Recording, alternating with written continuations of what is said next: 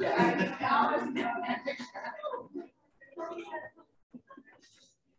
right.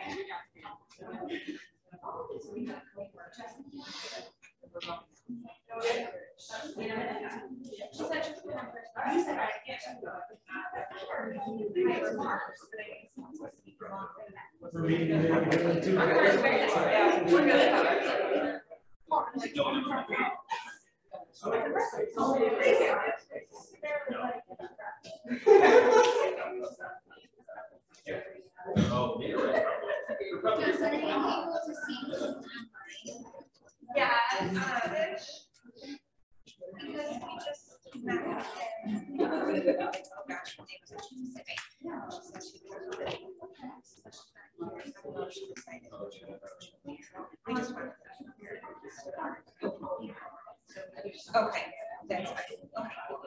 Thank you. You're welcome. All right, we can go ahead and get started. Yeah. I appreciate you together.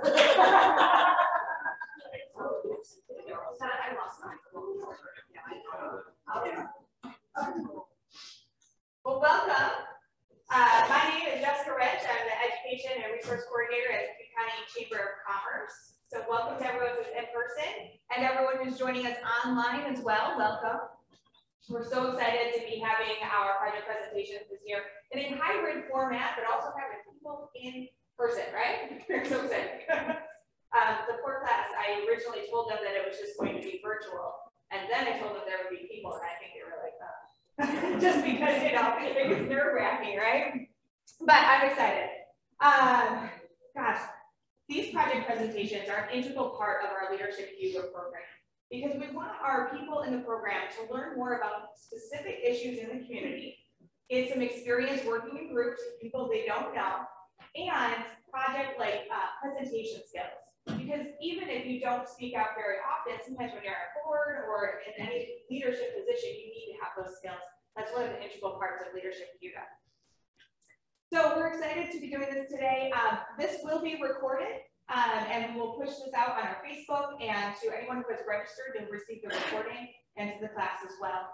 So if you want to look back on it, we'll have it accessible at any point for you. I see what I'm saying, no. How are we going to work questions today? So we will do a question period right after the group has finished. That way we can stay on topic. We'll have a little bit extra time to do questions. For those online, you can type your questions into the chat and we'll speak them out this way. And just some housekeeping. There are refreshments in the back you haven't seen already. The exits are here. And also the restrooms are down the hallway if you need that. Like that's good. That's good. So I will have each of the groups introduce themselves, but I will say, let's bring up the workforce development group. Woo!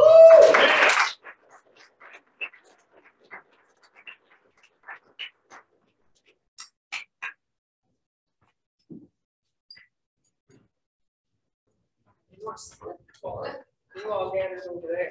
We gathered over here. No, I mean, would be Wow. You're good? Yep. Don't you feel by yourself? Okay. So we're the blue team. I'm Taylor. I'm Alyssa. I'm Amy. I'm Alexis. I'm David. So how we did this is that we came up with our own organization. And because we're the blue team, it came up to be Blue Inc. So we did workforce development in Cayuga County. So our purpose statement was to have hidden talent pools from all walks of life in Cayuga County, but some face unique barriers to employment. We are here to identify strategic ways to connect to underrepresented individuals to resources to help them gain meaningful opportunities. And all of us had a specialty. So we have people with disabilities, single parents, stay-at-home parents, minority groups, and low education. Oh, all right, so I was the expert for people with disabilities. So I actually took a look at Cayuga County's 2020 census, and almost 10% of the population here in Cayuga County identified as having some kind of disability. I did the math on that. That's just over 7,400 people here in our community, which is a lot of people. So having a disability, it can be very varied in what that looks like. So they face many different challenges. A lot of people doubt a person's ability to work if they have a disability. They think they could be lazy or not intelligent, which is just not the case. They also don't want to get the work accommodations. It could be things like an extra break, a different schedule, having a person accompany them, and some people don't want to give that to people with disabilities.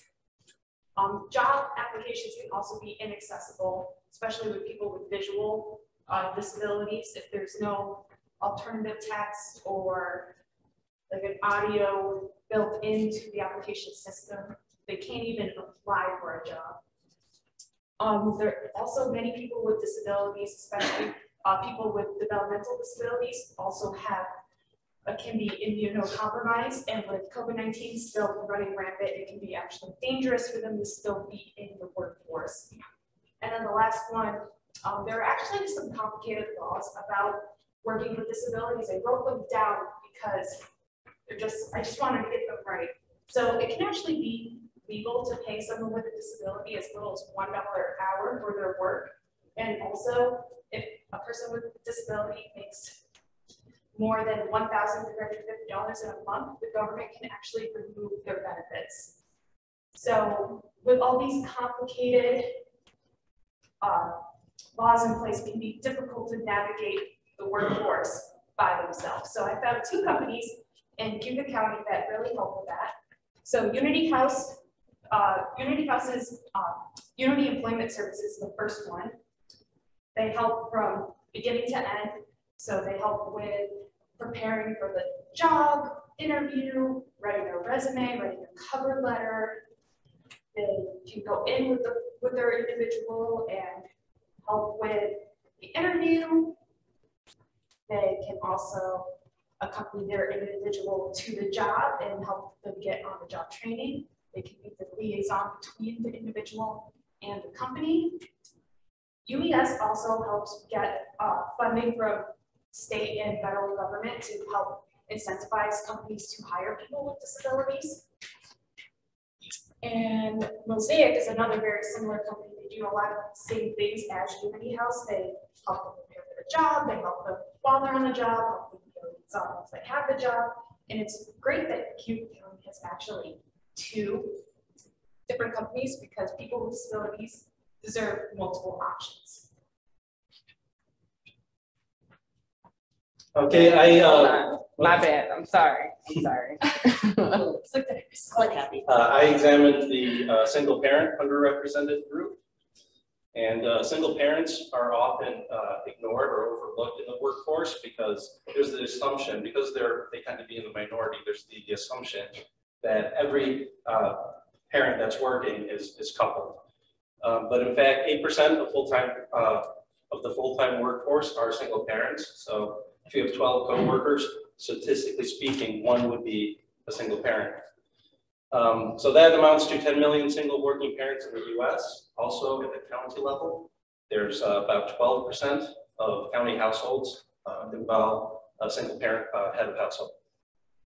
2/3 of single working parents are mothers. I think there's the assumption out there that mothers tend to be the caregivers, so they tend to be the single parent, but I think 1/3 being fathers is not an insignificant number.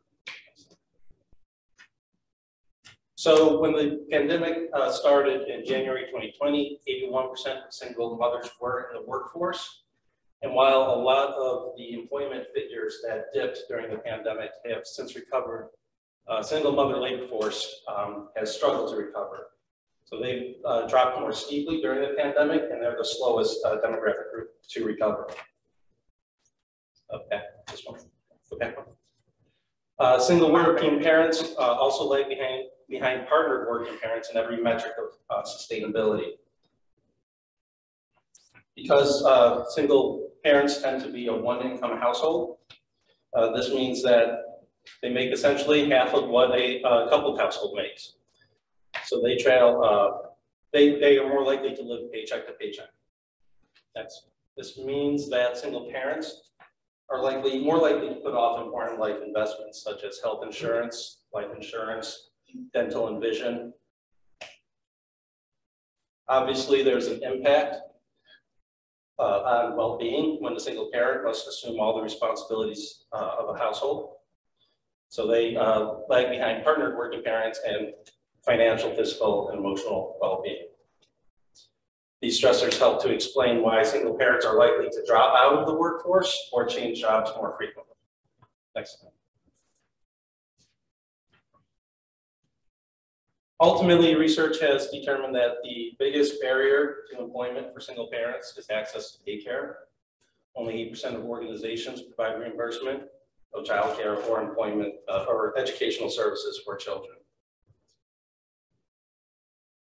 And this is largely explained, has become a greater problem since the pandemic as enrollment freezes in daycare and also rising costs in the daycare industry have weakened options for single parents. Next. So some of the local resources available for single parents through the Community Action Program is the Cayuga has employment support and support and solutions. So this program provides funds that may assist with housing, utilities, car repairs, basically items that help bridge the employment gap. And this program reminds me of the poverty simulation exercise that the class participated in last fall. And that once you fall behind as a single parent or as anyone that's struggling, once you fall behind without assistance, it just becomes cyclical and you fall farther and farther behind. And then the Employment Pathways Program, also through CAP. This provides case management, skills training, and subsidies, daycare subsidies for single parents. Next slide.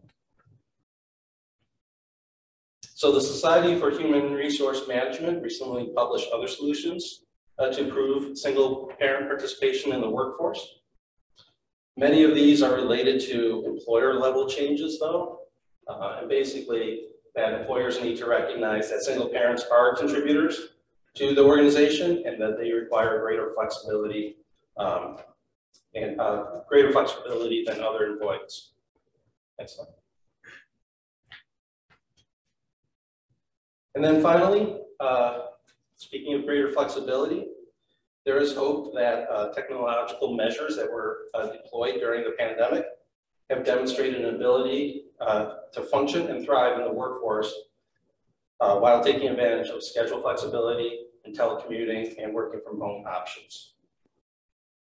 Other solutions that are not unique to Cayuga County include, again, better access and more options for daycare, paid family and medical leave, and support services provided by the employer to assist with financial planning and telehealth and items like that.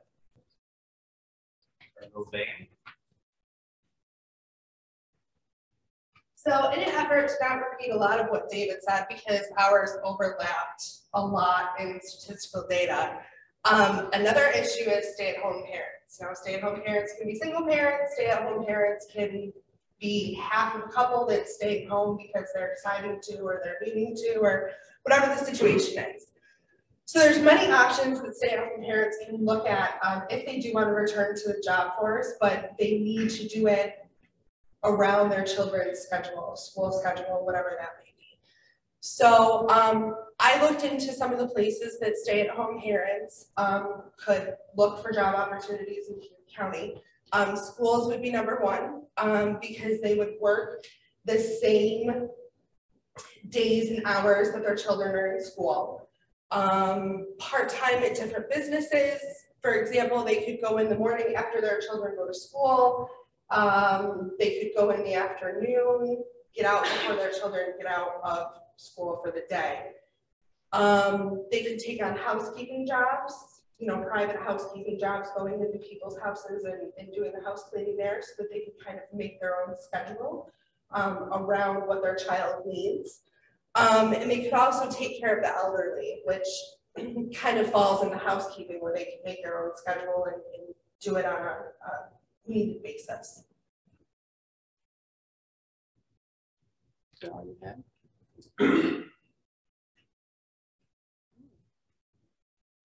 Excuse me.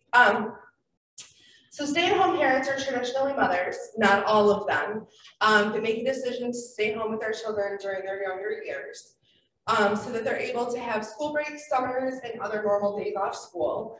And they don't have to pay for care, or they can't pay for care. Single parents need flexibility in their working time for a good work-life balance, so that they can be home with their children but still earn a wageable income. They need a place where they can have the same time off as their children. So, you know, spring break, summer, Christmas break, things like that. And they need a place where they're going to be able to work the same hours that their children are in school, or even less.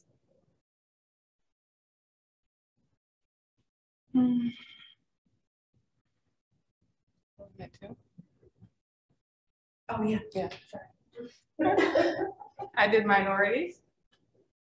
So here I specifically looked at African Americans from 1990 to 2021. And statistics showed that the unemployment rate as of 2021, so we're already a year into COVID, was still at 8.9%, just African Americans alone. The one that came second was Middle East Asians. They came in right under 7%.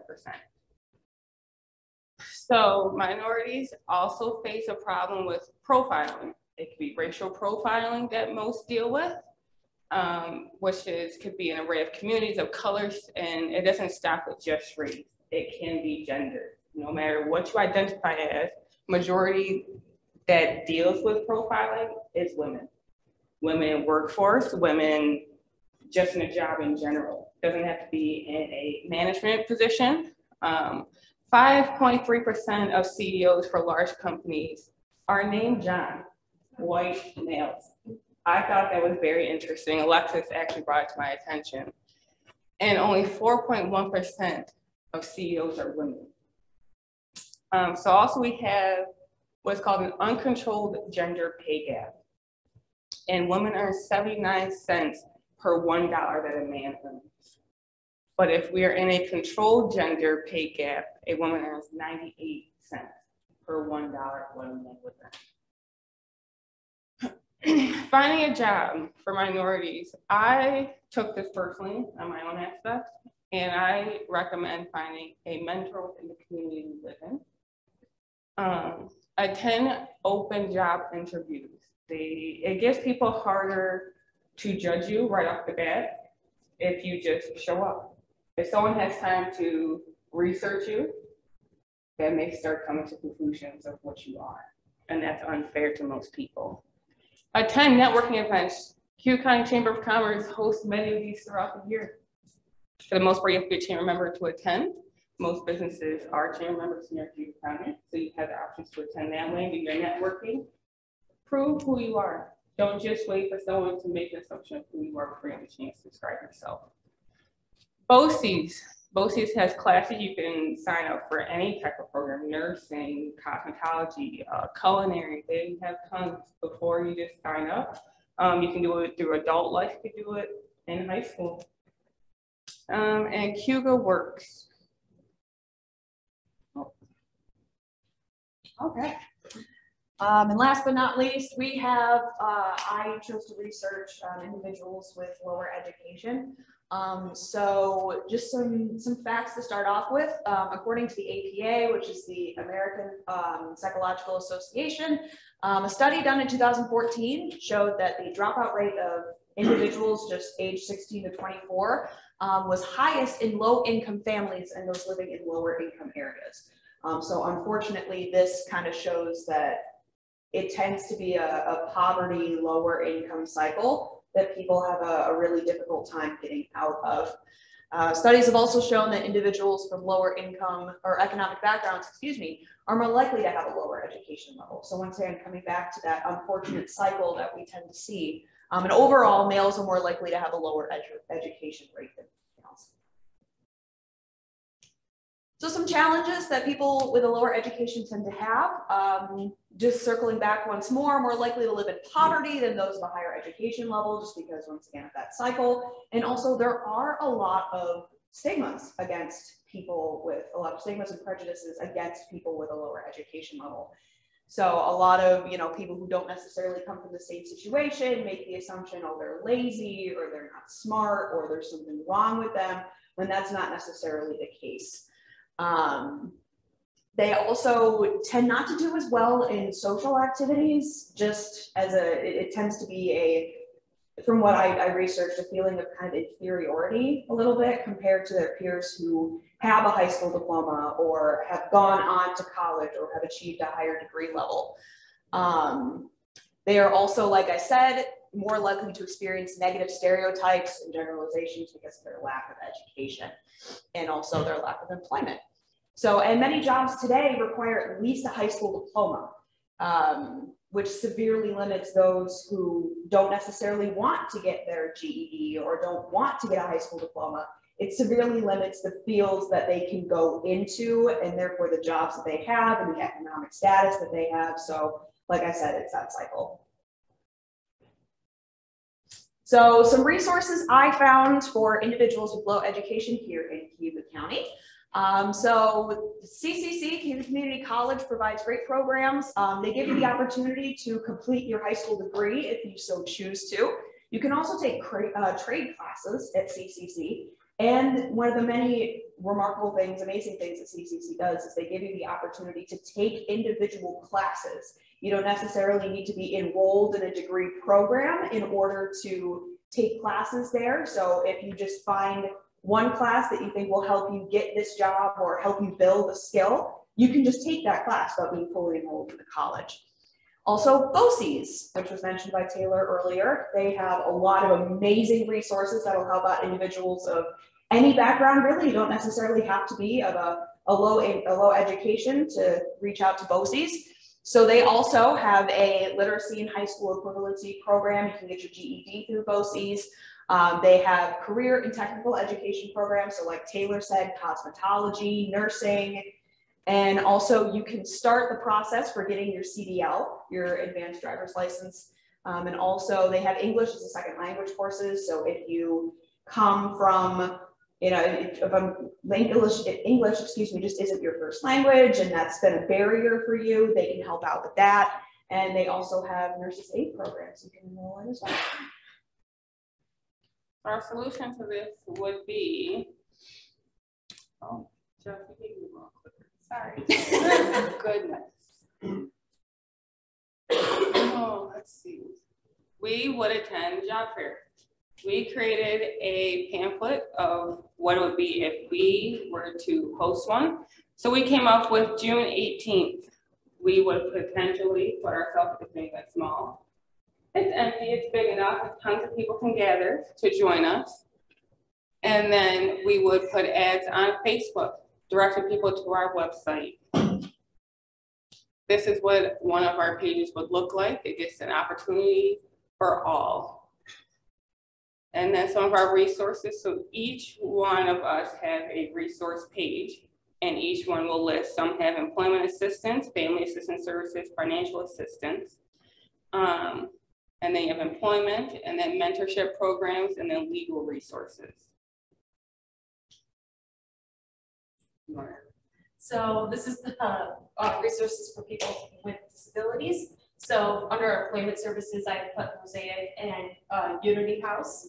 Under legal resources, anyone wanted to look up how to navigate the complicated laws, I put the Office for People with Developmental Disabilities, or OPWDD, and Disability Rights Legal Center, and then for education services, BOCES actually has a great program for people with disabilities. So that is all linked here. So for single stay-at-home parents, again, the CAP program, Cayuga works as well. I thought it was important to add family assistance services, specifically child care solutions, so that single parents can get an idea, get a listing of daycare facilities in their area. And then financial assistance as well, a lot around CAP.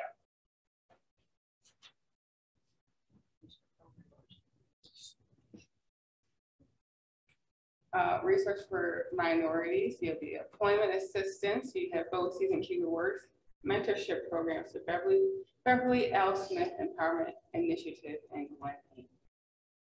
I took this personally because I deal a lot with Melody, and I deal a lot with Gwen. So those are two mentors that I've taken out personally myself. And then some resources for individuals with low education, employment assistance, there's Cayuga Works, and education services, we have CCC and the Cayuga Onondaga BOCES as well. So in conclusion, Blue Ink can connect individuals in these underrepresented talent pools to resources available throughout Cayuga County.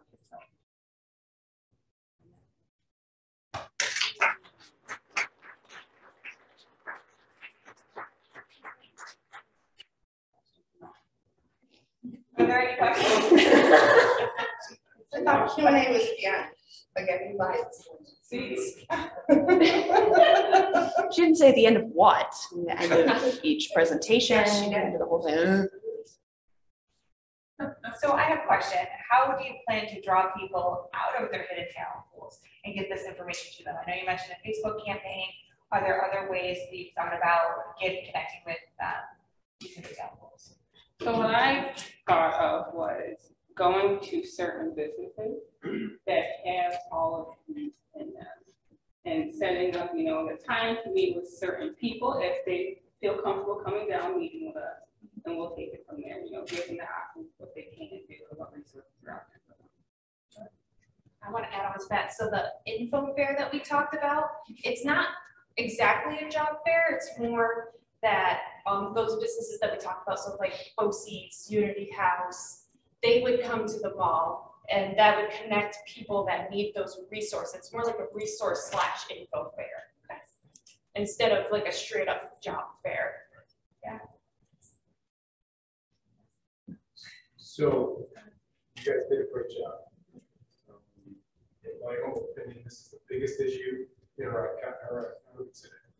The issue we can deal with the workforce in our country is the absolute largest issue. It will be a detriment or deterrent to how our economy grows. So folks, it's not, this is critical. I do want to ask in all your collective thought, which of these target markets, which of these underserved communities are underserved in all your research that you did? Or are they all similar? Do they all have the same type of assets where these communities can go to help find a job or to rectify their underserved communities? Do you have any thoughts on that? There probably isn't a right or wrong answer. But when you sat down and started to measure what the capacities were for these communities, you had to formulate some opinion. I'll speak up. Just my own opinion. I don't know if it represents the rest of the group, but I would say low education because of the cyclical nature of it. If you don't have an education, it's hard to get a job in which you can be promoted and rise up the ladder. So my personal opinion is low education is the biggest underrepresented group. I want to touch with David, low education also, because most people don't realize people with low education tend to swing to the spectrum of getting in trouble. They don't give themselves the credit that there's work to be done and I can shoot to make that work happen. So they tend to fall into the drug nature, they fall into I'm heading to prison. It's already in their mental state that I'm not smart as my next person. So why not just take the easy route? And also minorities itself, like I said, you get judged right off the bat. It's not something that can be taught to overcome and to fix right away. Something you have to step back and look at yourself personally to see how can I separate myself from everyone else from judging. I'd like to make one other observation for you guys, ladies and gentlemen, and you may have already considered this. And there are only 5 of them. This isn't a critique, but age discrimination is a large issue. You know, there are 50 and older people who can have a lot of these skills, have a lot of these attributes that are underserved in the market too. You probably came across that, but I do want to let you know that that's a large one. And that's probably a target market where we can get the most out of because they have a skill set, they have capacities, they have worked And so just to keep that in mind, huge issue again. So you guys did a good job. And one last question. How would you entice companies to make changes to implement some of these hidden talent pools, right? That's a good question. I think that's very difficult. I mean, that's Those are like buffering. Or are there community agencies that can do this role? Where does this sit? I think there's opportunity for collaboration between the agencies and some of the employers, and I think that needs to be encouraged, so that agencies can reach out to employers and provide the assistance that they can provide directly to the employer. And I'll speak specifically for Unity House. As I said, their UBS program actually goes out and finds grants from the state and federal level to incentivize companies to hire people with developmental disabilities. So that is something that UBS does. And I think bringing more education and awareness to these major companies, because there are unfortunately those stigmas surrounding every single one of the groups that we talked about. Yeah. So if those companies are made aware that, just because these people fall into one specific category doesn't mean they're not going to be fantastic employees, doesn't mean they're not going to be able to bring something to your company. So making those people, just like bringing that education, whether we do it through if hypothetically through Blue Ink, or we create a program with BOCES or the college, just bringing awareness to those companies that these people are great talent pools as well. Okay, so let me double check there's anything after that. Zoom? We're good? I don't see anything in the chat. Awesome. Great job, guys. Thank you so much.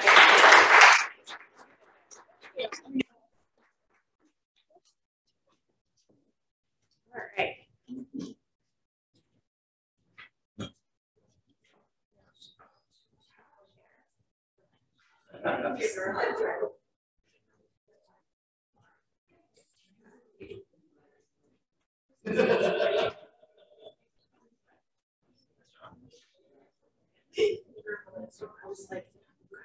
Well, they don't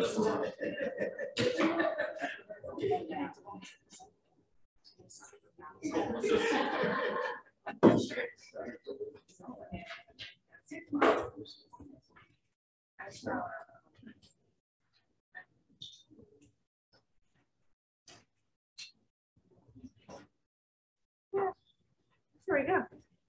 All right, I will let you guys take it away.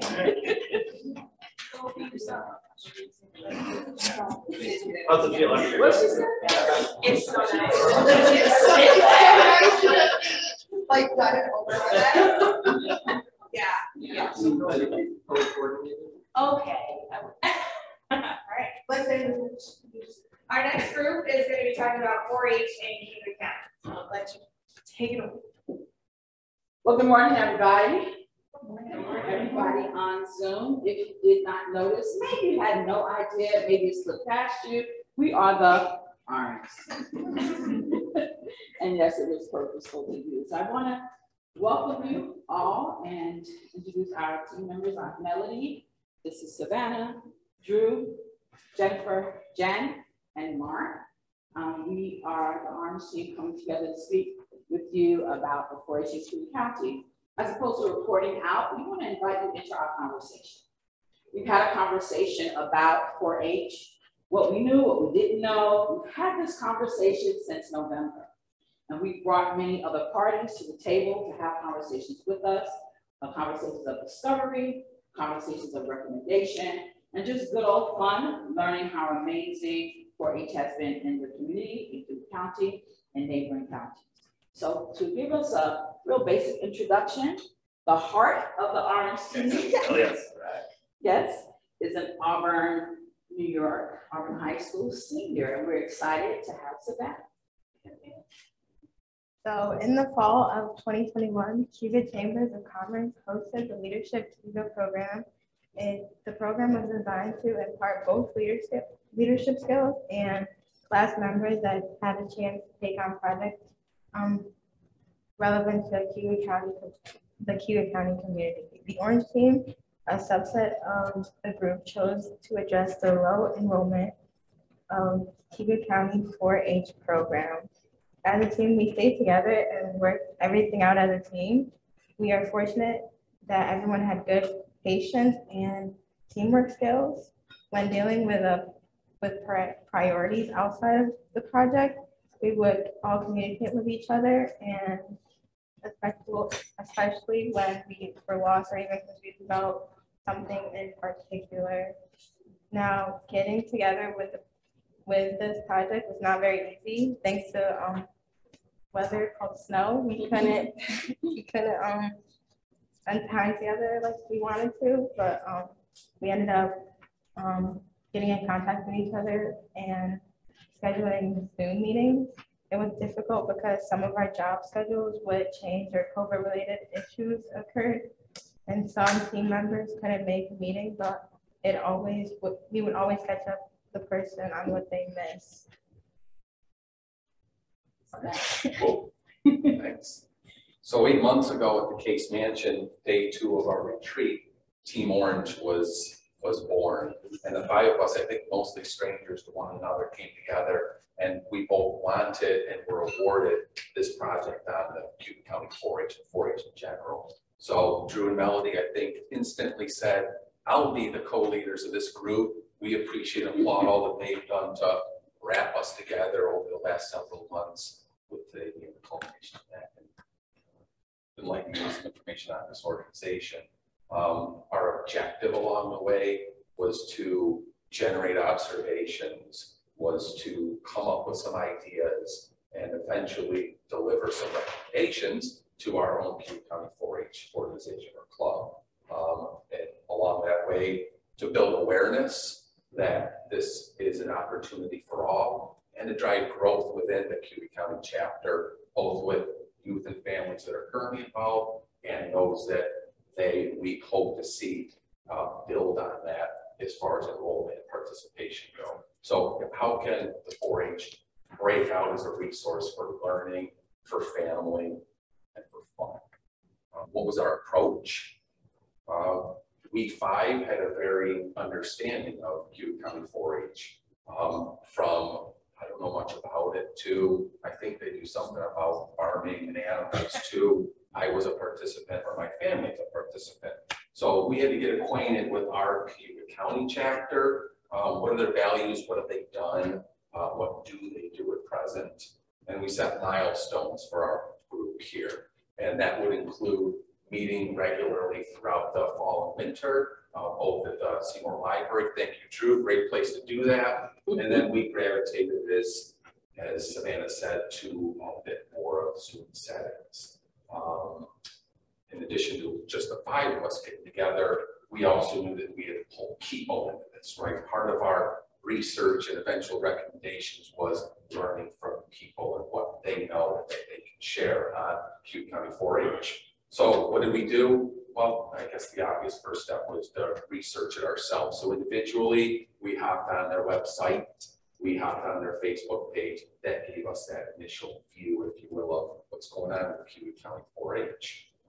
We also chose to look at neighboring counties' resources that are out there for us and to see what are they doing, what do they do differently, what do they do that's super cool, and maybe not reinvent the wheel here, but grab ideas where we could from the likes of, I believe, Onondaga County and Seneca County and Monroe County, who again all have a presence online for us to get started with.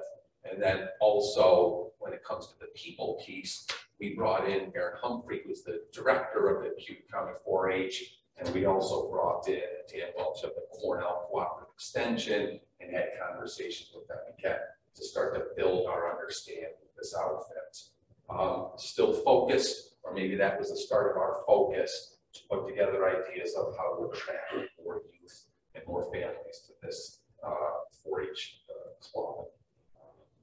Lastly, again, back to the people part, is we connected with current families or individuals that participate in not just Cayuga County 4-H, but 4-H in general. So that was a great opportunity to understand from them.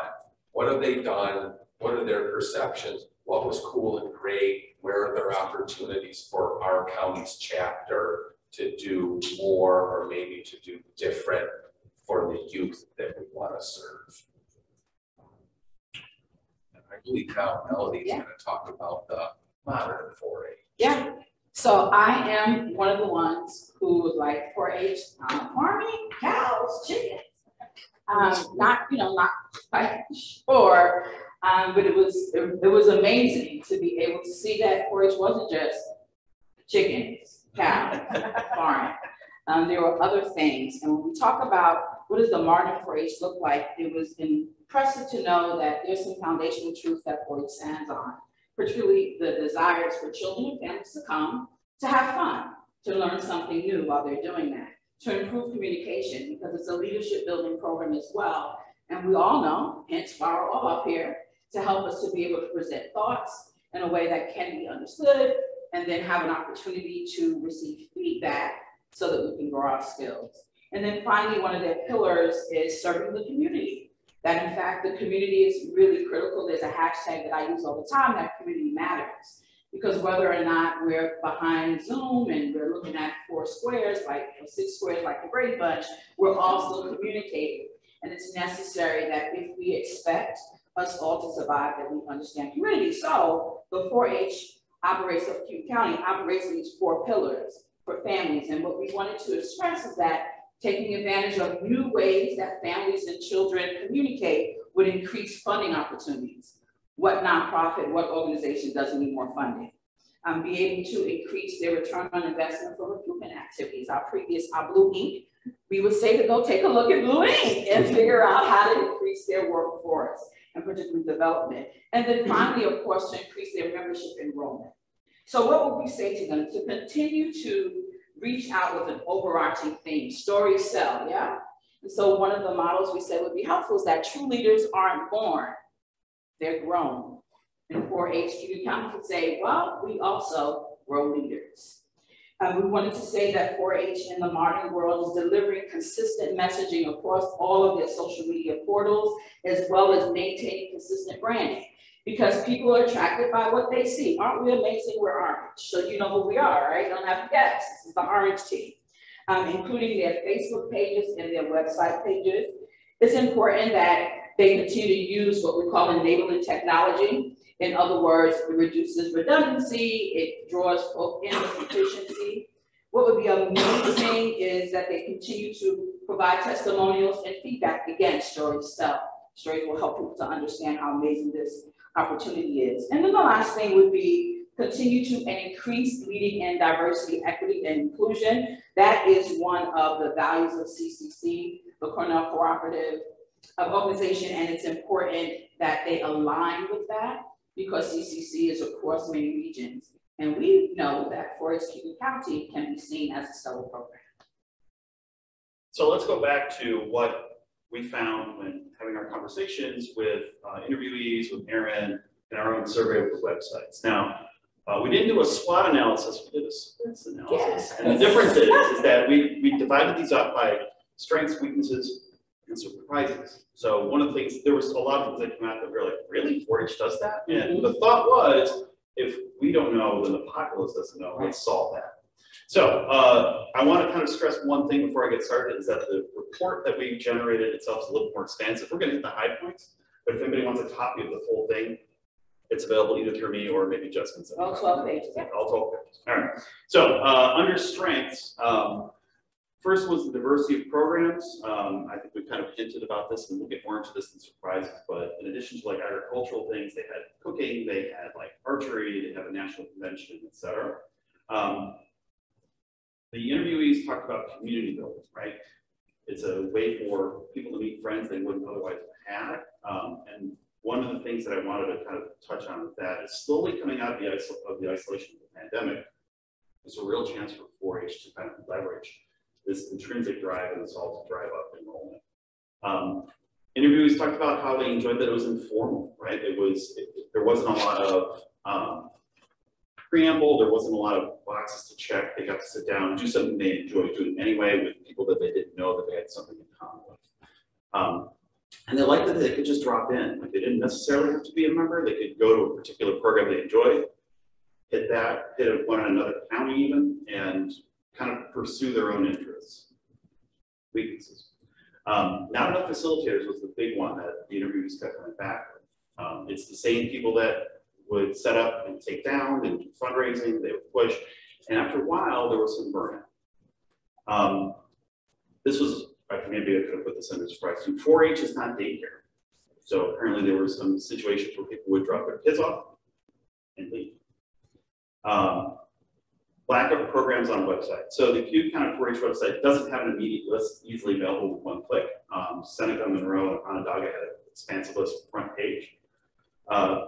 Interviewees wanted a collaboration tool, some sort of message board or a way that they could communicate with each other to arrange rides or follow up on projects, or even kind of like keep the conversations going that they had in their classes. And the last weakness that we had was aging out. A lot of the meaning and a lot of the communities that were built through these programs, after a certain while, you're not allowed to continue because you age out. And they really didn't like that. They said, why don't we keep going, keep the ball rolling? Some surprises that we found.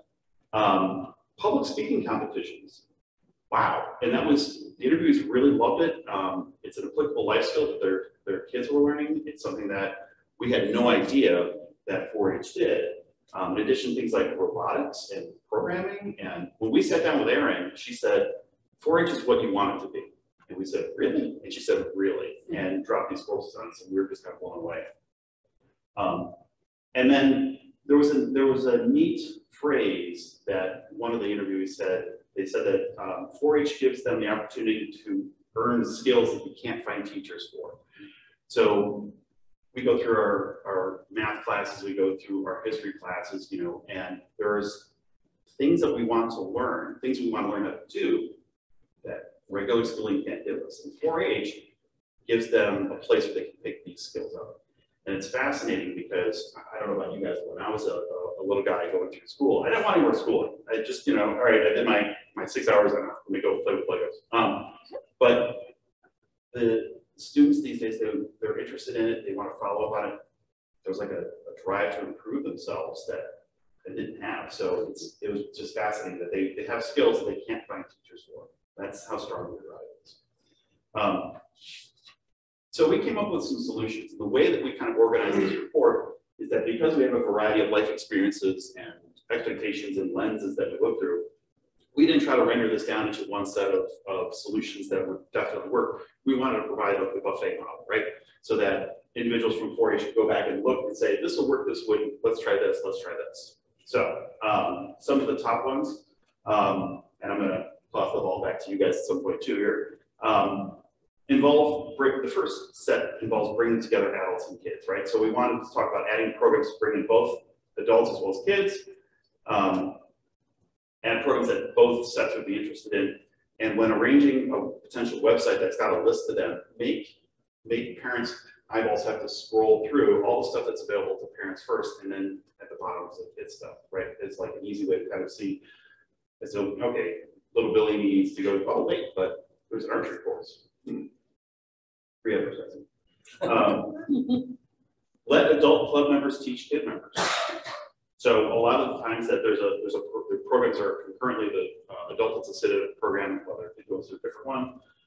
We're also talking about, you know, if we have 4-H members who age out, but they still want to be a part of it, encourage them to lead a class. Talk to professors at CCC who are teaching courses who also have side interests that they can't teach because they're expected to do this workload. Maybe pull in some people from there. Definitely more programs are needed.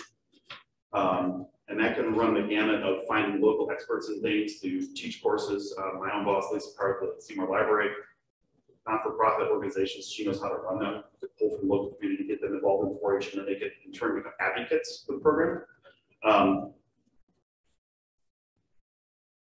And then the last thing I'll say, and I'll pitch it back to you, Molly, is that finding programs that highlight like ways to save money. I'm just thinking like canning, or going back to 4-H roots, growing particular sweets, blueberries, strawberries, etc. But also like more active programs for the small ones like truffle hunting or archery or whatever, just to kind of like be the gateway to get them in.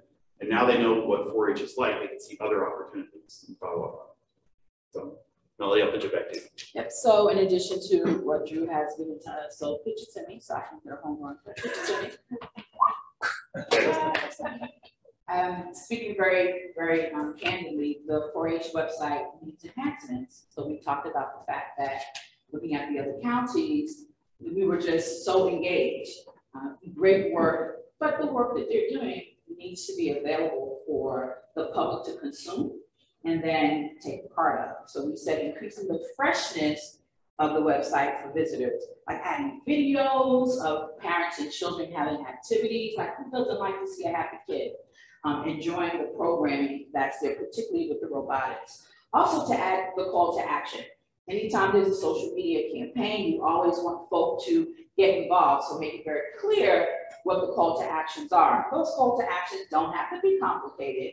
They could be things like my page, follow our page, invite current and past members to come on and tell a favorite story. Again, story itself.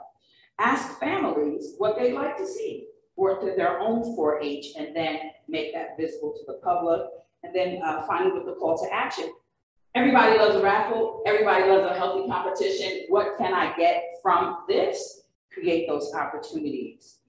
The second thing that we thought, and as we were talking, is highlighting things of connectivity and community. So some things already exist, right? You don't have to reinvent the wheel, like be part of Tomato Fest, have a table, whatever it means to be in the community, be a part of Summer Sizzle. So Auburn does this amazing,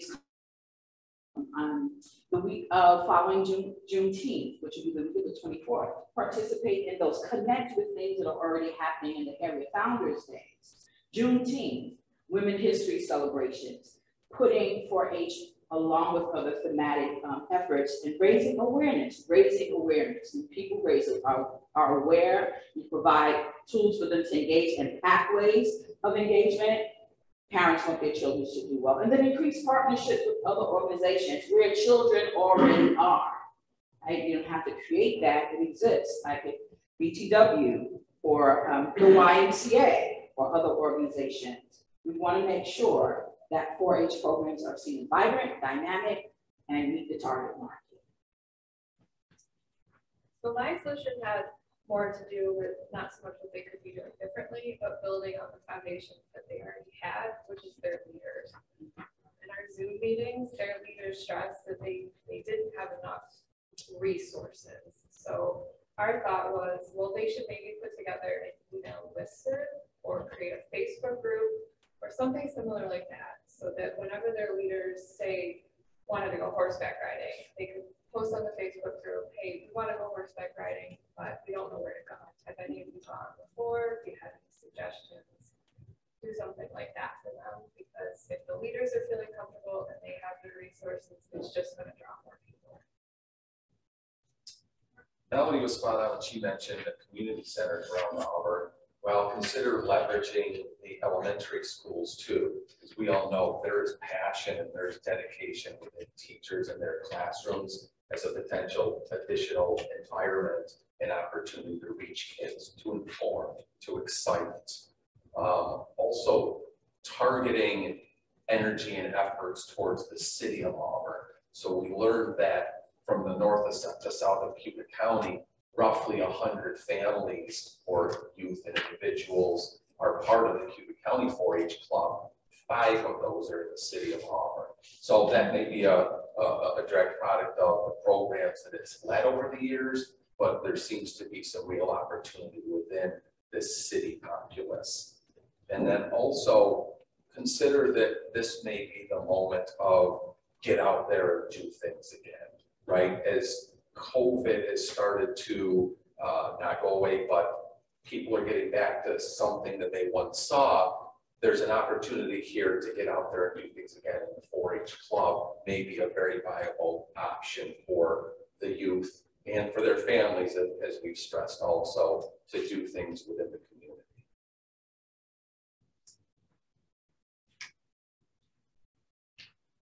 Mark, you want to talk about further areas of consideration? I'll take it. So one of the things is this is just the beginning. This is just kind of the surface level, getting the ball rolling. And I think our hope as a group was that either there would be further teams from Leadership Cayuga working on this, or that 4-H would take the ball and create a team of their own. This is just the initial nudge, but it's committing to the project. It's committing to the idea that it's going to be something bigger than what it is currently, and it's committing to the idea that 4-H matters. And so I think that needs a lot more hands for a lot more time, just because it does matter. And let's get it off the ground. Take us off to our conclusion. To conclude, you can like and follow the Cayuga County 4-H social media at www.facebook.com/ccecayuga and share posts to help increase awareness of the great works 4-H continues to do for youth and families in the future, and invest in the future for county youth by becoming a donor, supporter, and a friend of 4-H. You can stop into a local 4-H activity presentation. You can continue pushing support of this project in Leadership Cayuga project. You can draw interns from Cayuga colleagues as support and coordinate with county BOCES for recruitment and support. So just in case you don't know who the U is all of us. The U is everyone who's on Zoom. We're talking about part of community and building for the future and the legacy. It is incumbent upon all of us to be you. For if not us, then who? And if not now, then when? We'll turn it back to Jen to take us to the appendix, and then we'll say thank you. So we just wanted to wrap up by giving a special shout out and thanks to the people that helped us with our presentation. So of course, Aaron Humphrey, Aaron Welch, who kind of gave us a stepping stone to get started, gave us the background of 4-H. We had a few people that were in the 4-H community that gave us invaluable information. So we'd like to thank Jeffrey and Celeste Carmichael. Jeffrey Carmichael is a senior at Moravia High School. He's been in the 4-H program since kindergarten, and he intends to study mechanical engineering. I gathered from the Zoom, he got a little taste of that in 4-H, and he's running with it. His mother is Celeste Carmichael, and she's been a 4-H leader for over 20 years now. We were lucky enough to have another 4-H leader, Rebecca Schulke-Stair. She's been a leader for 4 years, and she was also a Navy member as a child. And last, we'd like to thank Nicole and Gavin Thibodeau. Nicole has been involved in the 4-H program with her 3 children, and Gavin was on the Zoom with us as well. He's a very bright young man. I'm sure that he'll do wonderful. Thank you very much. Thank you, guys. Thank you.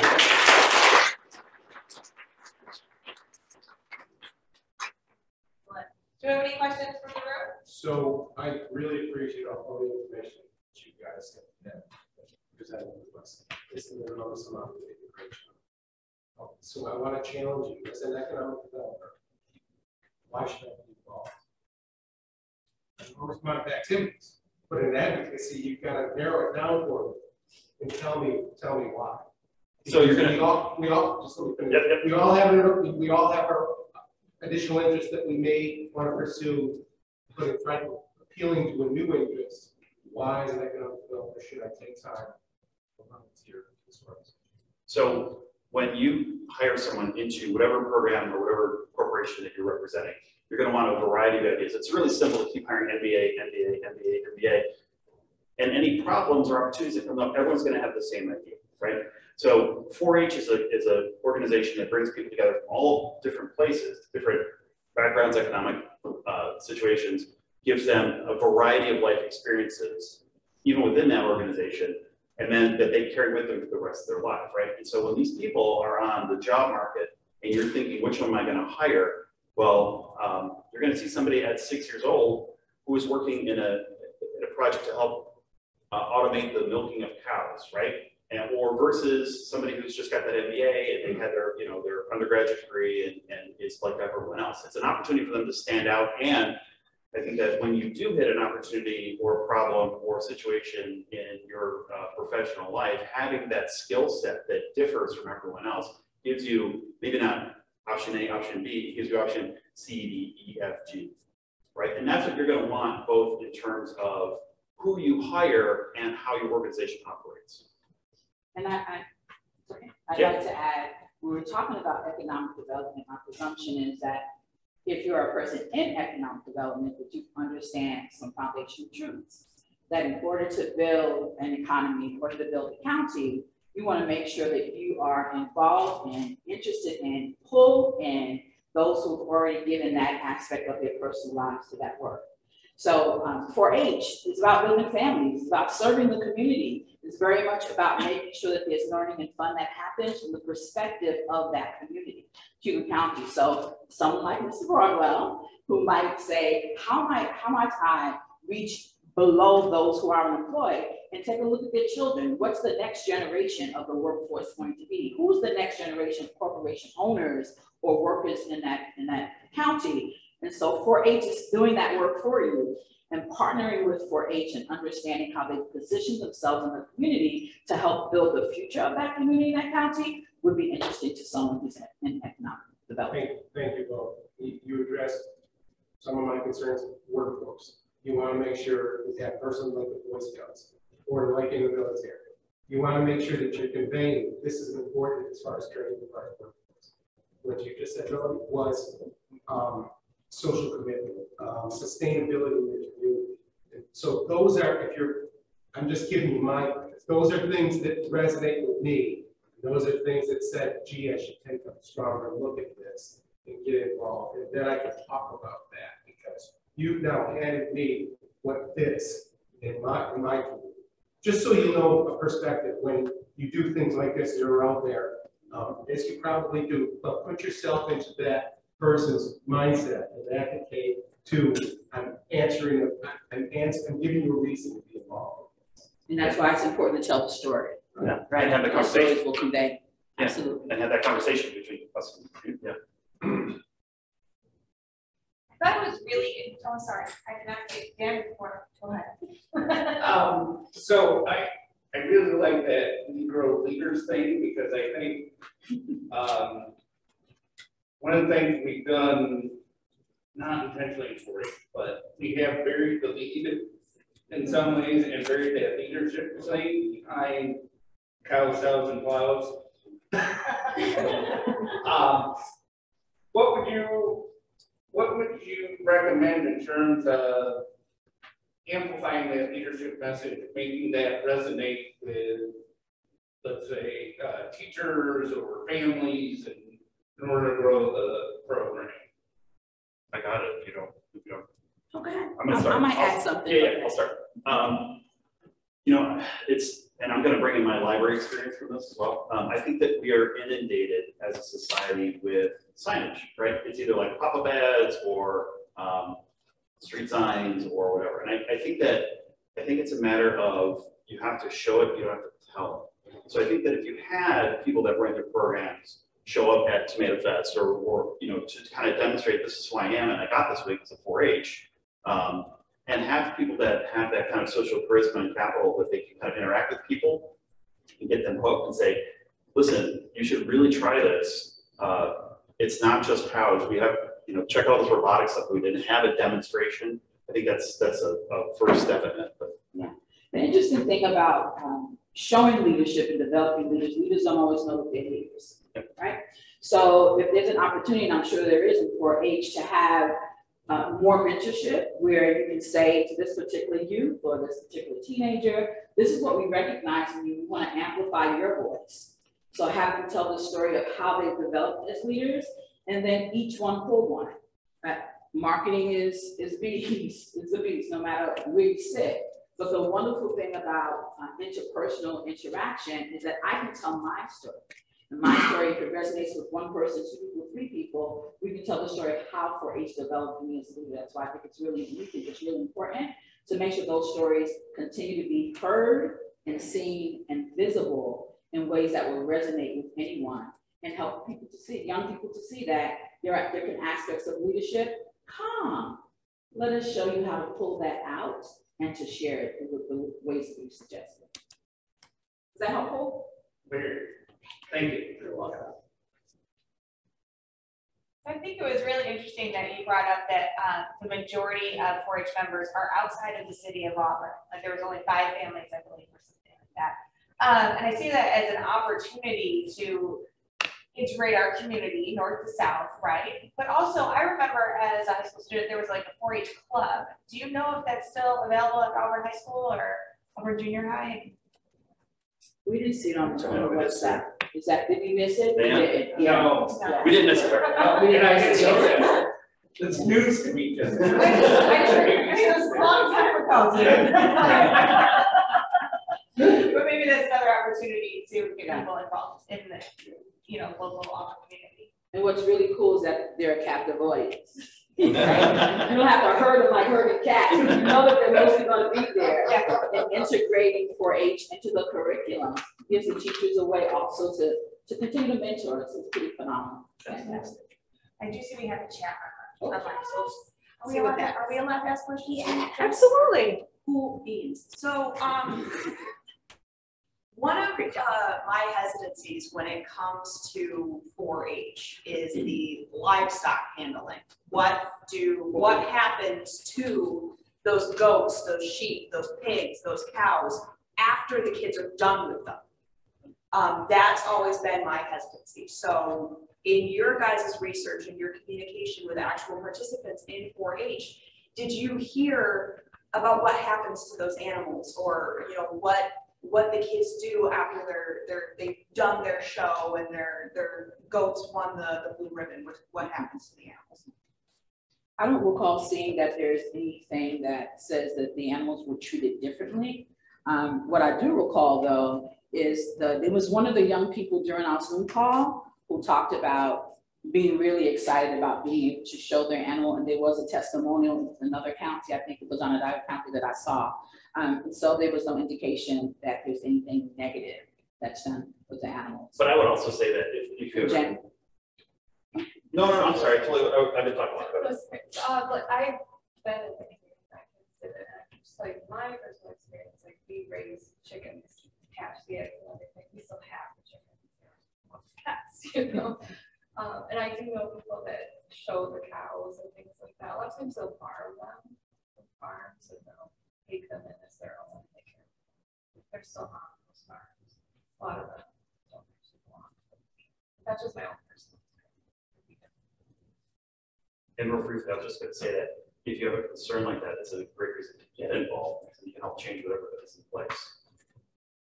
Do I hear a 4-H leader in the making? No.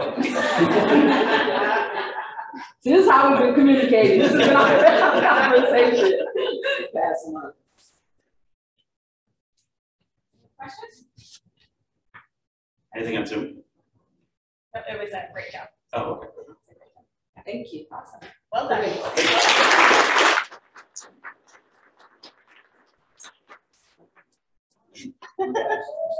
Take a couple minutes while we switch out here.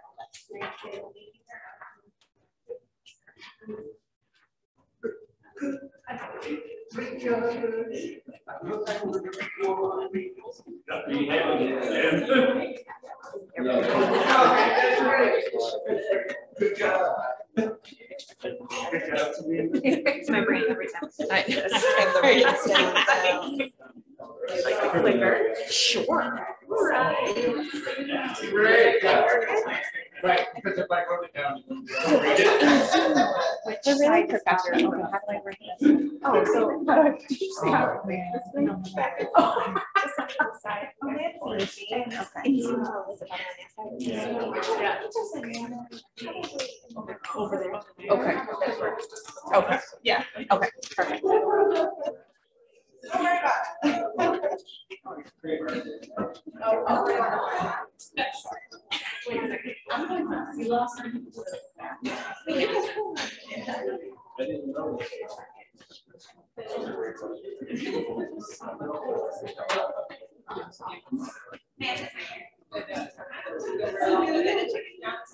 You guys you like that photographs? Yeah.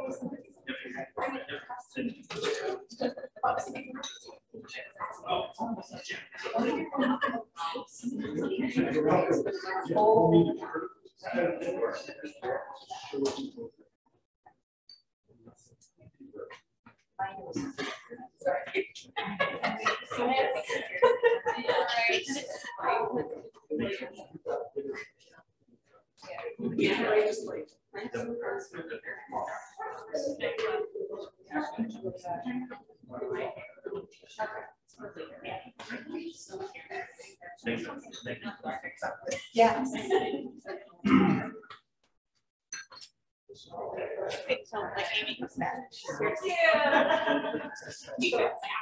Yes. Yes, yes.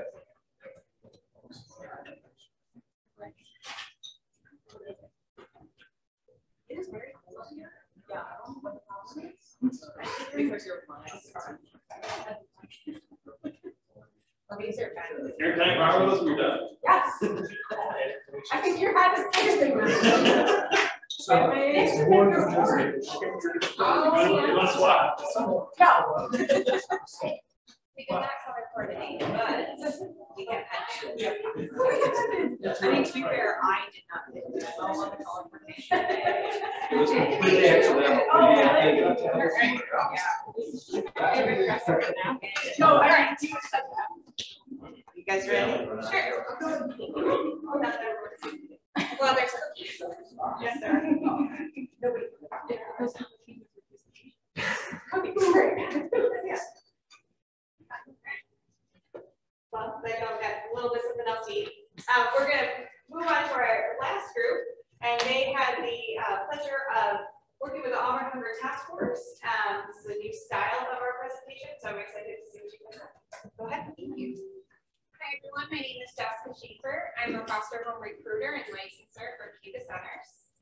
I'm Emily Cameron. I'm Assistant Director of Community Education and Workforce Development at Cayuga Community College.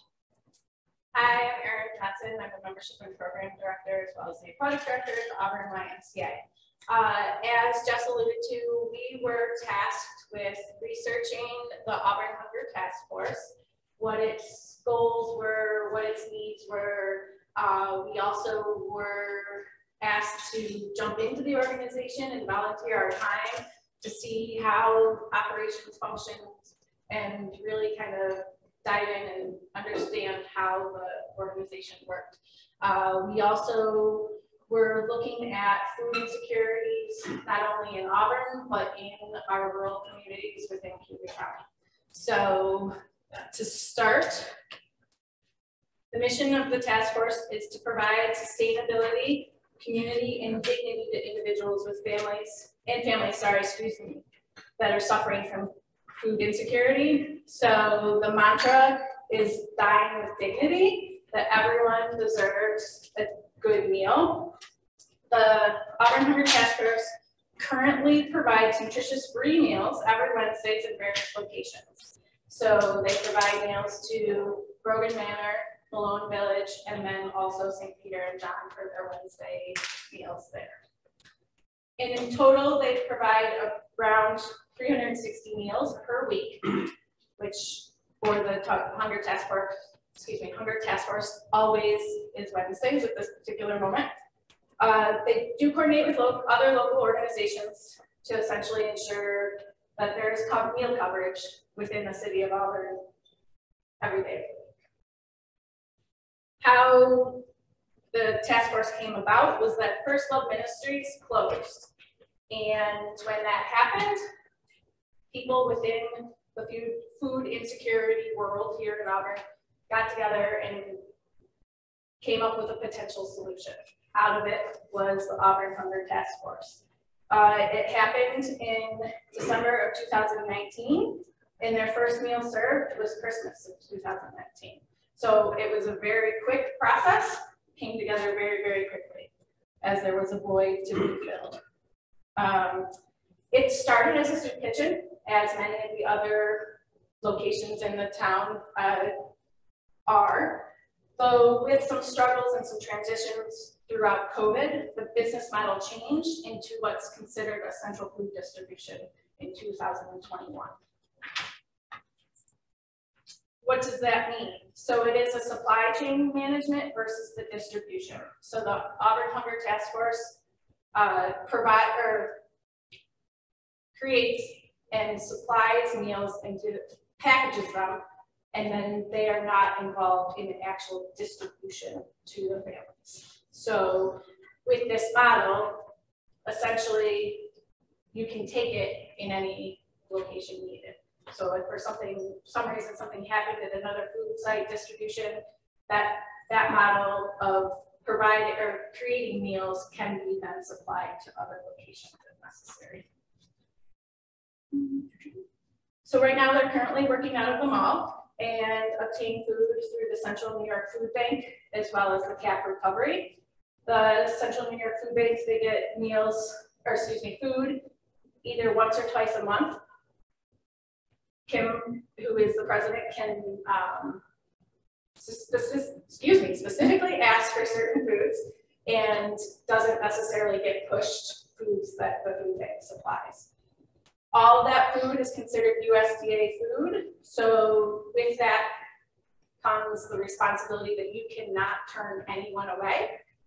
As a result, some of the distribution of foods do have to be particular about where they happen because of children that may be in those facilities. So there is, some organization as to where certain foods can be distributed.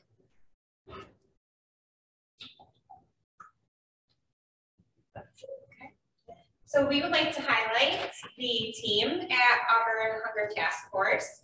Kim Patch, she's here with us today. She's the president. We also have Jennifer Thomas. She is the treasurer/secretary. Then Gleason is the director of marketing, and Christopher Patch is consultant and kitchen manager. So the task force has 4 goals, and they would like to provide a permanent soup kitchen that ensures no future gaps in service, establish a single accessible location, provide a reliable meal schedule, and combat loneliness and isolation by providing a place of safety, community, companionship to those that need it the most. So, some steps towards achieving the vision is providing a permanent, reliable, and strategically located Monday through Friday soup kitchen within the city of Auburn. To develop a self-sustaining business strategy that ensures continued funding of the program, even in the absence of grants. To end immediate hunger through meals, but also end long-term hunger by helping individuals establish sustainable living practices through job training and education, and providing that dining with dignity to our food insecure community members. So here's some facts. Did you know Cayuga County has a current homeless population of over 300 individuals between the ages of 40 and 75, of whom depend upon daily free meal services in the city of Auburn. Additionally, 18.2% of Auburn residents fall below the poverty line, and they struggle to consistently provide healthy meals for their families despite full-time employment. And we actually know an acronym for that population that we will talk about in 1 second. The national average of poverty rate is currently 13%, and the task force serves around 360 meals just on Wednesdays, which is a big number. So the ALICE population, is anyone aware of this acronym? So the ALICE population is so many of us. We are asset limited, income constrained, but yet we're full-time employed. So due to childcare costs, transportation challenges, high cost of living, and so much more, we're living paycheck to paycheck. And So the Auburn Hunger Task Force began in December 2019, and then a few months later, COVID-19 hit. And so really it did shift things very quickly and provided great reaction time with just purely the number of meals that now were needed because of the beginning of a pandemic and people who were really in need. There were supply chain issues, as we all witnessed, but especially when you're trying to prepare and provide meals for individuals across the city of Auburn on a daily basis between the different organizations. And what's been wonderful on their website, talking to Kim, all of that before really COVID-19 protocols and procedures were in play. Health checks for volunteers, masks, everything to be able to provide the meals in a safe manner to the individuals who really need them. And there's goals for moving forward. In speaking with Kim, really a wonderful goal that really looking for is the purchase of facility for which they will be able to provide that permanent meal coverage, complementing and leading other organizations. And you can always make a donation. It is an opportunity online to donate to the Auburn Hunger Task Force to provide additional days for meals to meet community needs. So with this new model, really, as Aaron said, they can prepare these meals, bring them to the locations, meet people where they're at if they have those locations to get them to, and to partner with more organizations to meet those needs. Also, this wonderful task force has been created, it's been nourished, and now, when the time is right, Kim would love to pass it on to an organization or community member who would like to continue to grow it. It's got great force and would love for it to continue, and they're all doing a wonderful job. But if anybody thinks this is something they would like to do, please speak with Kim. Okay, so we're just gonna make everyone get really hungry. So this is where Dining with Dignity really stands out. These are some of the meals that Kim and her team of volunteers make in the kitchen at the Finger Lakes Mall. So just a few examples: chicken, carrots, mashed potatoes, burrito bowls. That material was donated by Mesa Grande, which is a great resource in Auburn, and goulash with peaches. Just a fun fact, a couple of the favorite dishes is shepherd's pie and mac and cheese. Hence the reason we're wearing our crops versus. All right, so we did want to highlight some of the barriers for food insecurity. Transportation, so we do have public transit here in Auburn. However, you have to purchase a ticket to ride a bus. So there is that barrier, and then also health concerns, just not physical, but also mental health concerns as well. Location, so Aaron kind of touched on, certain populations may not be able to go to certain locations due to, restrictions and whatnot. Families may also live a great distance away from food distribution locations, and time offerings. So their schedule may not align with when the pantry is open, or bus routes as well. And then information, kind of not having the knowledge of what's available in the community, and language barriers as well. That's what we found with their weekly schedule, but when we went to St. Peter and John, they said it's traditionally the same group of individuals who come in, for the meal, to pick up meals each day, and that isn't located right downtown, which is wonderful. We did the thinking, however, the individuals who might live out towards the mall or, in other areas where the bus ticket or walking may not be an option.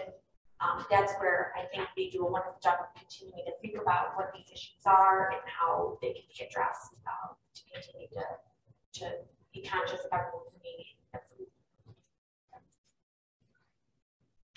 So part of our research was to really find out what other options there are, because obviously here in Auburn, we get a large population and there are multiple sites, at least throughout the week. But what are those outlying communities and how they deal with their food insecurities. So it was nice to know that most of our towns outside of the city of Auburn do have their own food pantries. Many of them, actually I think all of them except the King Ferry Food Pantry, all rely on the CAP recovery program, as well as donations within their own communities. But the CAP recovery program also supplies food to the Hunger Task Force, but they'll go to these outlying food pantries and supply foods that either come from BJ's or Wegmans or, you know, other large grocers in the areas that day-old foods or things that are about to expire that they can then distribute to these rural communities, as well as the families in those communities that do donate to their local food pantries. But I believe the only one here that stands alone is the King Ferry Food Pantry. The reasoning behind that, I don't know, but they all are sustainable and have dates throughout the month that those in need can go to those sites and get food.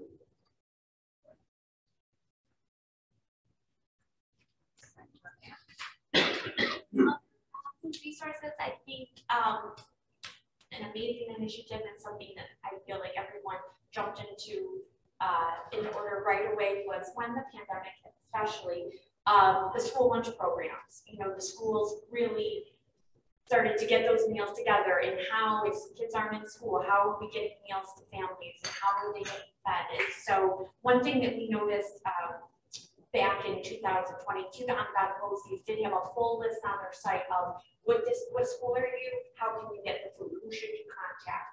And so they really did a wonderful job with those resources.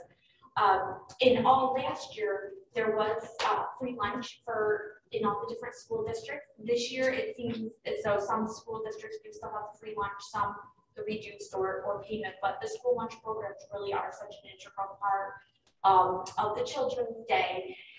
Also, just a fun fact, Cayuga Community College and Wells College both have food pantries on their sites too. Cayuga on our Auburn and Fulton campus, and Wells College on their campus as well. So we try not to forget about our college students either, who need that extra help. Cayuga Grows, a community garden networking group to coordinate community gardening efforts throughout the county. The goal to educate families on gardening and decrease hunger, increase health families, and all the wonderful things that gardening brings. WIC for Cayuga County, the benefits to pregnant women, infants, and children. Contact information. Senior nutrition is equally important. With home delivery services for individuals over 60. And CAP, the Community Action Program, also offers delivery as well as a slew of other services. Yes.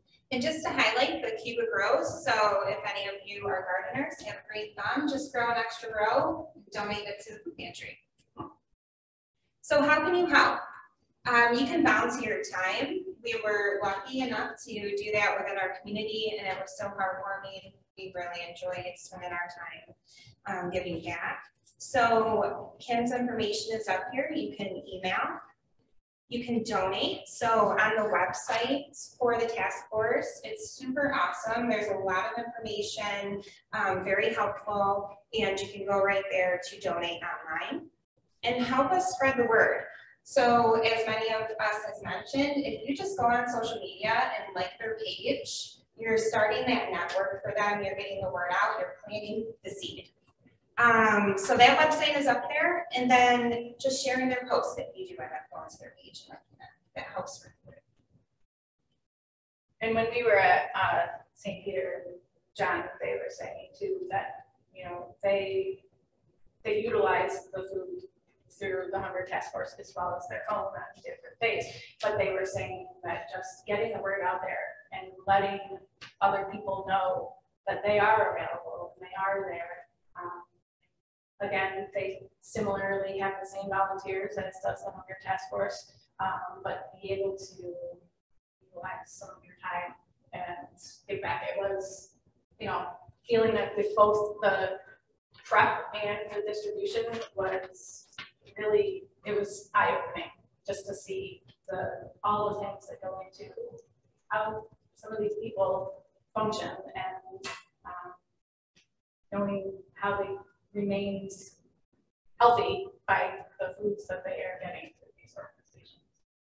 And at St. Peter and John, and also in speaking with the Salvation Army, they do keep tally sheets of when an individual comes in and takes multiple meals, is it adults, children, seniors, and so they're able to access that information, which we thought was extremely helpful. So even the lunch distribution on a Tuesday, you know, it is feeding children. You know, they're bringing those meals home to their families, and to see, while we didn't see 120 individuals, there were more than 120 meals given out on the Tuesday that we were there. So it really is making a huge impact. In the Salvation Army, they have upped their dates, so they have Thursday lunch, Friday lunch, and Sunday lunch as well from 1 to 2. They have a walk-in table on Tuesday, Wednesdays, and Thursdays at their Genesee Street location, where you can go in and pick up food from 9 to 3. And they also have, by appointment, a pantry saying Tuesday, Wednesday, Thursday from 9 to 3 to pick up food. And I would say Captains Holly and Dan Johnson from the Salvation Army and Dave, who we spoke with at St. Peter and John, you know, they just said getting the word out and having people know about it is just so impactful. And certainly donating time or any other form of donation that anyone's interested in doing is much appreciated. So we would just like to thank everybody so much today for hearing us speak on this topic at such need within our community. Thank you to Kim Patch for just giving us so much information and letting us come in and really see the background and operations and how everything works. And thank you to Jess for this opportunity and this project, because it really has just been very heartwarming.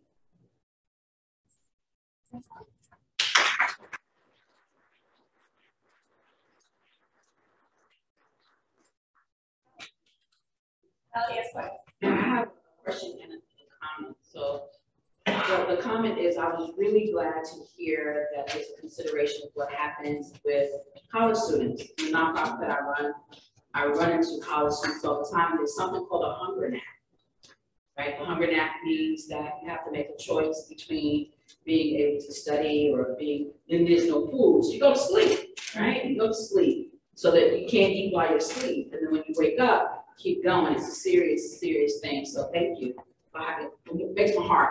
It really does. Yeah, right. This whole time we were just like, oh. Yeah, it's unbelievable. So I guess the question maybe Kim can answer this as well. What would you say doesn't have any percentage, but what would you say you see about Black and brown folk, marginalized community people who will come? Is there any disparity that you've seen culturally or racially across the services? When we did distribution day, really just a diverse population that came in. There was not really any specific, cookie cutter mold. It was really just a diverse population. So because hunger affects everybody. It doesn't matter that's what color so you are, it doesn't matter your age, right? Yes. Thank you. And talking about that ALS population, I mean, we're all just one emergency or crisis away from needing assistance or needing help. So this is definitely an issue to address. Yeah. How we do this, I don't always tell the truth, just one more thing about questions. How can an individual do they accept individual donations? Like cans from my house, just so the Hunger Task Force tends to get some large quantities of foods, and so monetarily that's easier in terms of the Hunger Task Force, but the food pantries themselves or the soup kitchens can easily incorporate cans or things of that nature. But they do cross-organize. Kim was saying that if she gets a handful of box mac and cheese, it's not something that she potentially will use within her meal preparation, but that can then say to whatever organization, I have these. And the gentleman at St. Peter, John, was saying the same thing, that if he gets a large donation of something, that they might not use within their weekly meals and things. So everybody's at least communicating and utilizing foods so that hopefully nothing goes to waste. And even they did, when we were at St. Peter and John, they made their meal for the day, which that day was a cheeseburger, potato chips, a beverage, and dessert. But they had peanut butter and jelly there in case somebody came, they had gone through their meals for the day and somebody came in. So if somebody came in that time period, there was something for them. And they said if they had an abundance where something doesn't get used, they do bring it out into the community. So no meal is put to waste. And you know what's wonderful too with Kim's group, you know, on Wednesdays they do go to, I think it's important, as it mentioned, Malone Village and Grover Manor. They're going into the community, into those housing developments and providing direct access. So maybe if they can't make it to St. Peter and John downtown that day, there's still meal coming that day for maybe their families that evening. Because you don't need to be a resident. Because you don't need to be a resident too. I've got a quick question. Thank you, ladies. Very impactful. Lots of information there. Just a quick question about the slides. There was an objective to a full-time soup kitchen. What is the status of that? So I think that was one of the Hunger Task Force initial goals, was to have that, but with the transition of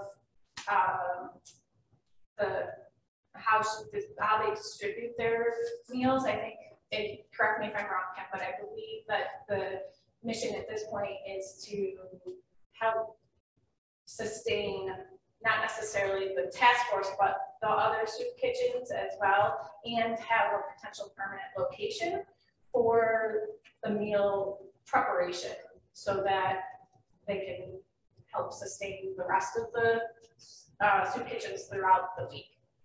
Okay. The goal would be to go full-time serving every day, but not necessarily have a soup kitchen where people come in to eat, but to serve Monday through Wednesday and do our meal distribution Monday through Friday throughout the city. I have a question, but it's not to trick you. I really don't know the answer.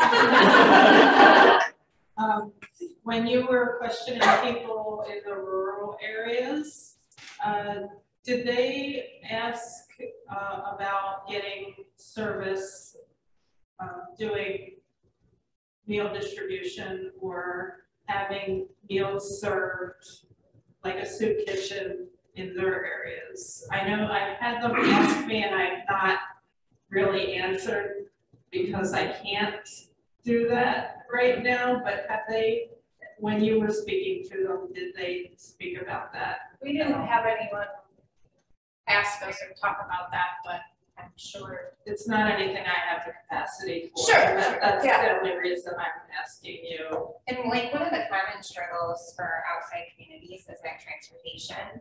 So they really rely on volunteers to deliver these meals. You know, they're going through fields and hills and everything to get to houses. So having a soup kitchen and expecting residents to come in is a hard thing, you know, without volunteers to help with the transportation barriers. So.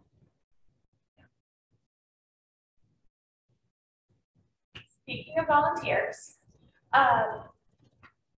what is the need, not only with Auburn Hunger Task Force, but also in the other, like you said, you went to St. Peter and John, I believe, you know, what did you observe of their volunteers and how does that look going forward? I would say that the Hunger Task Force has very consistent volunteers. I know through conversations with Kim, it is always the same people and they're very dedicated to the organization. That being said, I'm sure she can always handle more. But the location also dictates a certain amount of people. You can't, you know, the kitchen space that they utilize will only allow comfortably a certain amount of people. And I do know that on Tuesday, they did, at St. Peter and John, they did ask other volunteers that had been there with the meal preparation aspect of it, that knowing that we were coming, that they didn't need that assistance for that particular day. Because I believe as with most organizations, you get the same people that are volunteering time and time again. So, you know, for me personally, it was an opportunity to say, hey, I can do this periodically, whether it be with my family or just on my own. And I think they have people that come in and out. You know, some of the people, like, we think were with Grace House that day that we were there too. So, you know, it's not always consistent, but there's always a location that could use help, whether it be with the preparation or the distribution of the food. And at the Salvation Army, Captain Johnson said they would welcome volunteers for their pantry. You know, now this is an assumption on my part, but it's by appointment only. So I wonder if the appointment only is because of, you know, of knowing someone will be there to open the pantry for individuals. But she said she would welcome any volunteers, and that they have a consistent person who cooks for their scheduled meals, but the volunteers were more than welcome. That they were looking to continue to learn more about all the different programs. And actually, it was really helpful because I said, would you like to know the weekly schedule? Because we just know that. So you know, I mean, I think that speaking of itself, just knowing there's all these people doing wonderful work and just making sure that the word is out there so that everybody knows it. Yes, absolutely. The last thought I had was that this kind of crossed over to the hidden talent pools. Like maybe some of the distribution centers are a great way to get some of this information out about programs in the community. So thanks very much. And when we were at the St. Peter John's too, what was great was they had a contribution from paints, and so there were socks, and there were some few articles of clothing and toiletries, and so it sounds as though as they receive certain things, they put it out as an additional option. And for example, that day the bread, you could take as much bread as you would like, but you know, for the socks, a couple pairs of socks, you know, so how they would help the majority of the individuals while providing the service. Great work.